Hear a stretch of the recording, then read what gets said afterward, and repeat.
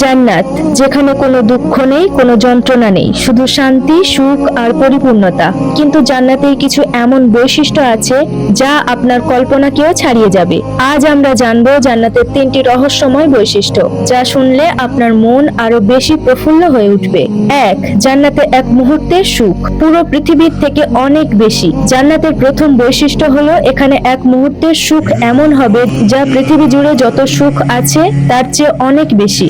জান্নাতীরা যখন জান্নাতে প্রবেশ করবে তাদের মন এক মুহূর্তের জন্যও দুঃখী হবে না। 2. জান্নাতের খাবার ও পানীয়, যা কখনো শেষ হবে না। জান্নাতের খাবার ও পানীয়ের বৈশিষ্ট্য এমন যে আপনি কোনো সময়েও খেতে বা পান করতে ক্লান্ত হবেন না। আল্লাহ জান্নাতের বাসিন্দাদের জন্য এমন এমন খাবার প্রস্তুত করেছেন যা কখনো পুরনো হবে না এবং কখনো শেষ হবে না। 3. জান্নাতের চিরকালীন সৌন্দর্য, কখনো বিবর্ণ হবে না। এর বৃক্ষ, এর নদী, এর প্রাসাদ সবকিছু চিরকালীন সুন্দর।